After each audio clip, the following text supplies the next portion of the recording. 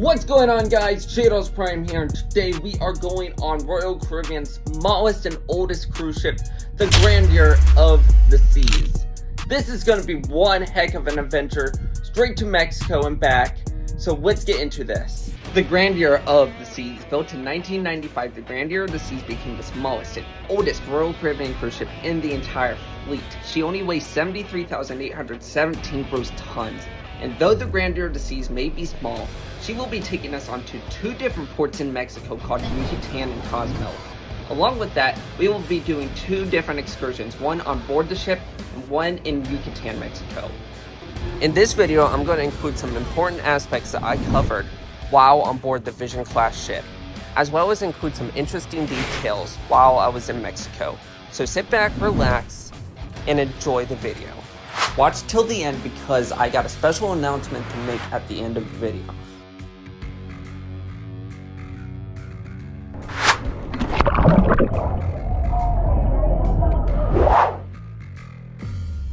Now before we start our cruise, let's get serious for a moment and let me take you to the famous stern of the ship.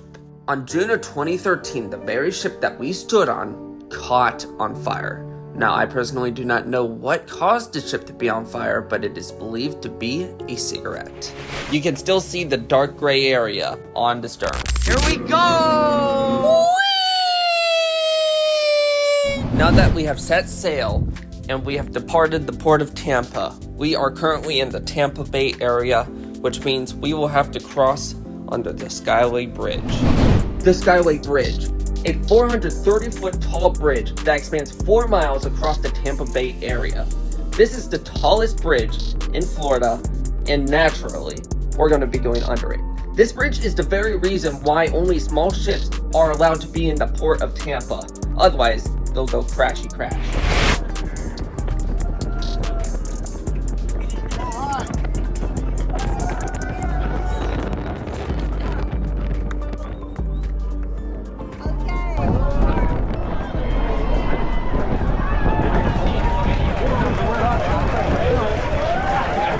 Survived, and thank God we did too, because now we'll be in Mexico in no time. Just another relaxing day at sea. Can't you see? Ah, yes. Whoa! Whoa! Whoa! Good catch there, Jados. Sorry everyone, almost lost you there in the sea for a second, but we're back on track, literally. As I'm jogging around the track, I want to explain to you that I wanted to include some personal details that I did on the cruise, as well as like the overall experience that I did on the ship. The first day passed in no time. Eventually the sun set and it was dark. And before we knew it, the next day was here. Got an early start of my morning. It's right now 6:30 and I am going to work out. It takes a really long time to get used to the ship. I don't even know where the works out station is, but I think it's near the bow, so we'll go check it out. Here's an interesting turn of events. I did not wake up at 6:30. I woke up at 5:30 in the morning. Bruh. It turns out that we actually went an hour back, and we cannot access the top deck until 6 o'clock. So in essence, are we time travelers? Did we go an hour back in the past? Let me know. During my cruise, I realized something very concerning about the elevators. As such, some of the lights were kind of concerning. You can kind of see how they're flashing, and some of them are not even working. And then, listen to this. As we go down to Centrum, the elevator makes this kind of a noise.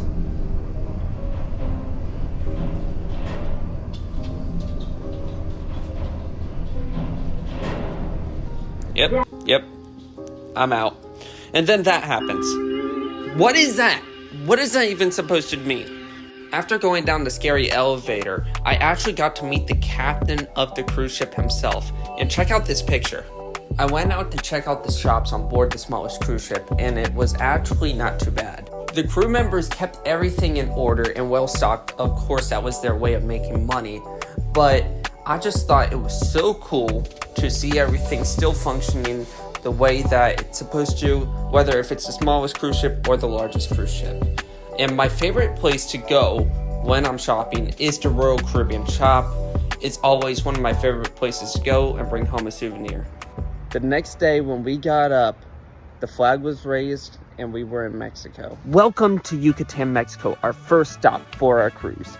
Yucatán, Mexico was founded in 1823, separated from Mexico in 1839 and 1843. Here in Yucatán lies one of the most indigenous parts of Mexico.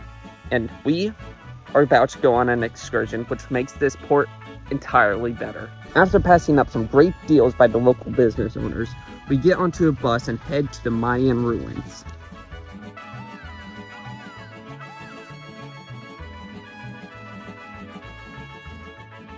Let me tell you some history about the Mayan ruins. The Mayan ruins were built in the 3rd and 9th centuries by a Mesoamerican civilization called the Maya. The Maya built several sites in the southeastern areas of Mexico and many in the Central Americas. They did this to commit their dedication to their gods and then to commit human sacrifices. Yeah, we're going on to a site where human sacrifices were committed. So let's go explore this place, shall we?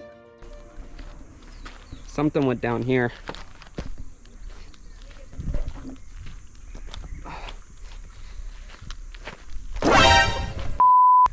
I'll be honest, I did not expect an iguana that big, but I guess that's what happens when you're in Mexico. Okay guys, in today's service, we're going to be committing a sacrifice. After chugging down an entire water bottle for the sermon, I decided to continue exploring the Mayan ruins as a bunch of mosquitoes continued to drain blood from my body.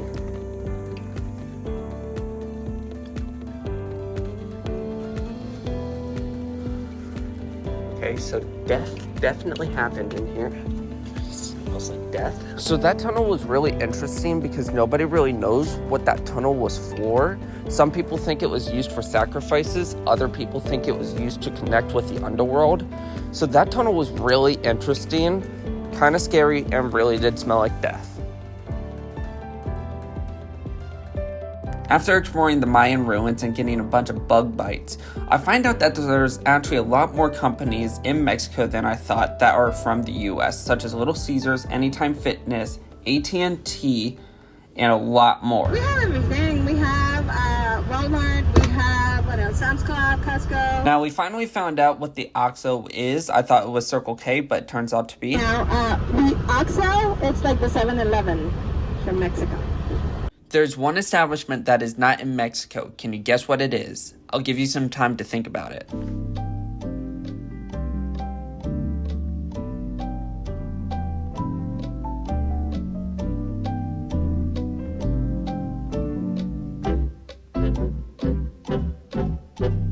It's Taco Bell. Who would have thought? I hit the bell on that one. Welcome to Merida, Mexico, the capital city of Yucatán. Just 40 minutes away from Merida is the progressive port by which our ship is docked at.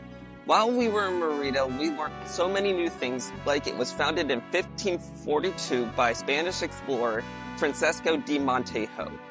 Merida is also nicknamed the White City because of its vast amount of white paint and white limestone. It is also continuing to serve its purpose as one of the oldest cities still populated in the Americas.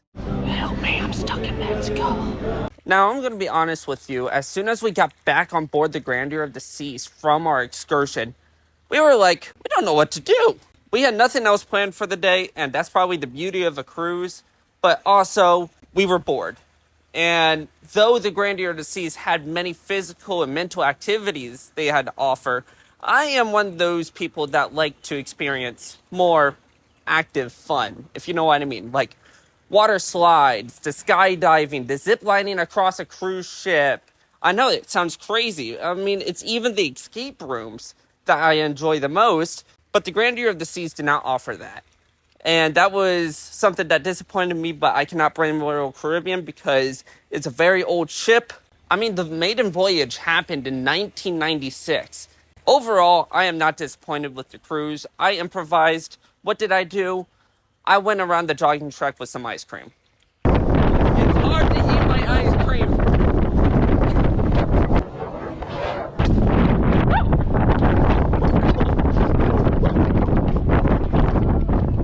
taste the beer!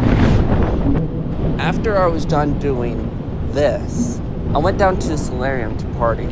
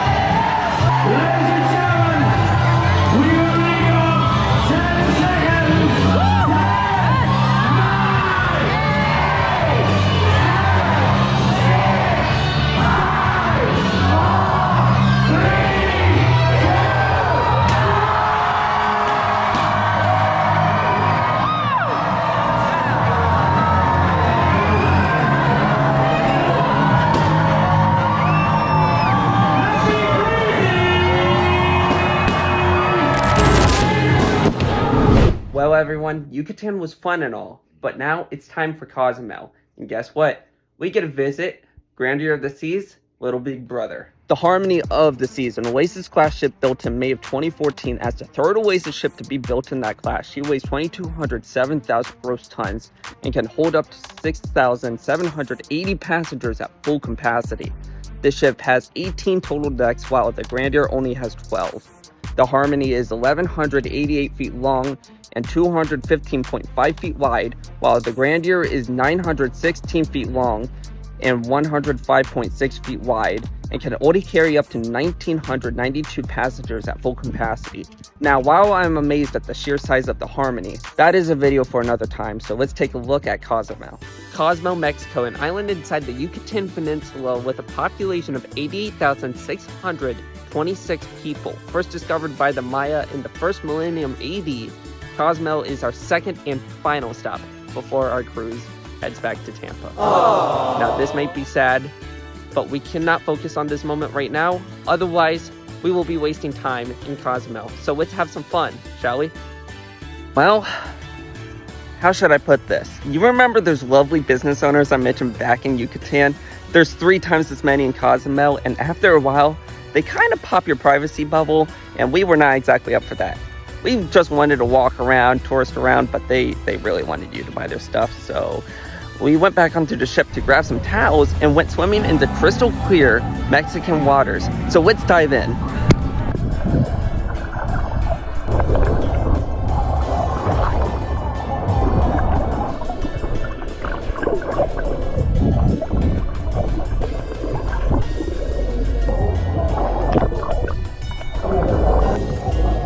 As all the ships started leaving the port of Cozumel, and they rolled down their flag one final time for the night, we realized the second to final day of the cruise was over. Today is the last day of the cruise, which is very unfortunate and disappointing. However, there's still one more thing that we gotta do before we leave the ship, and that is Royal Caribbean's all-access ship tour of Grandeur of the Seas.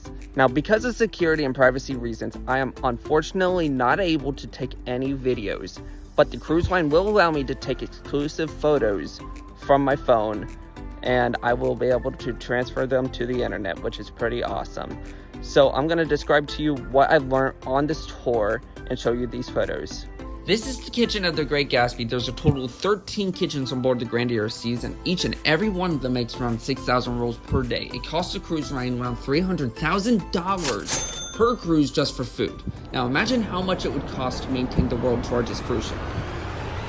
Anyways, let's not think about that. This is the Royal Theater, and fun fact about the theater is that it cost $280 million to build. But on board the Celebrity Beyond Theater, it cost more than the entire ship of the Grandeur of the Seas. This is a picture of one of the blast doors. It has a strength of 13 elephants combined. Well, let's move to the laundry. Who likes folding clothes? Who likes folding towels? Who likes folding bedding? Not me. And just imagine the heat that goes on in there for 24 hours a day. Now, for those of you who live on the East Coast, probably heard of this massive interstate called I-95. Well, guess what? Grandeur of the Seas has one too. And no joke, this hallway is active 24/7. You better stay out of the way of these crew members because they got places to go, places to be. They will literally run you over, so you better stay out of their way. I-95 is a ship-long hallway that is connected by the stern to the bow and is branching off to different sections of the ship, like bathrooms, hallways, crew member areas, and the decks of the ship. As we reached the stern area of I-95, we got to see one of the loading bays, which was absolutely huge. On to the next stop, I found many people's favorite place if they knew about it. I took a video of it, so don't tell anybody. This is where you would want to go if the ship was sinking. I found the security and communications area of the ship, and I got to meet its chief, director, person, security guy. Anyways, look at the look on his face. He was so happy to see me, right? Here we found out that the Grandeur of the Seas could go up to 22 knots max speed. So I don't know how fast that is, but it must be pretty fast. And for the moment that you've all been waiting for, I took another video of this, so don't tell anybody. Like I said, okay, promise me that. The bridge.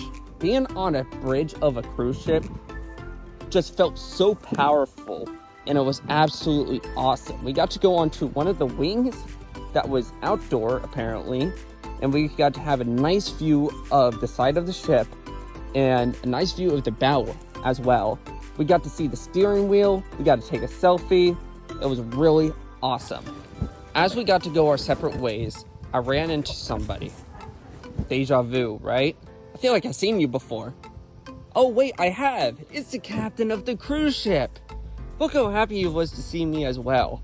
After experiencing another elevator glitch, I went up to the top deck and saw people getting pelted by the rain. After the all-access ship tour, I realized that there was another ship following us. It was almost like parallel, but a little bit behind us. And I managed to figure out what this ship was, but I'm not going to tell you until disembarkation day. After waking up, packing up our belongings, and leaving our cabin one final time, we got to figure out what that other cruise ship was called. The Enchantment of the Seas. Royal Caribbean's second smallest cruise ship in the entire fleet. The two Vision class ships, the two smallest ships, together in one port. After shedding a tear and waving goodbye to the ship, we left the port of Tampa after saying goodbye.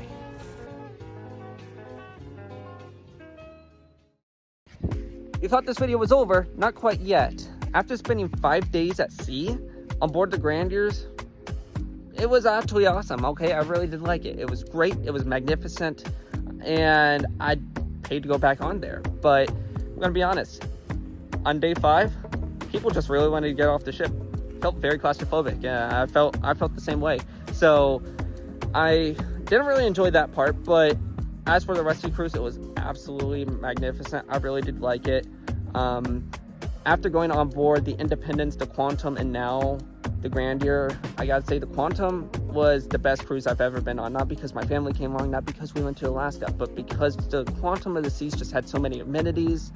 It's now the 10th largest cruise ship in the fleet. Not like size matters or anything, but also it was just such an amazing ship in general. We could stay on there months at a time. So as of 2025 of October, we will be going on board the Icon of the Seas, Royal Caribbean's largest cruise ship. So I'll keep you posted on that. We'll see how that goes. And till next time, stay loyal to Royal. Thank you all so much for watching till the end of this video. If you haven't already, please go check out the Independence of the Seas video as well as the Quantum of the Seas video out of Alaska.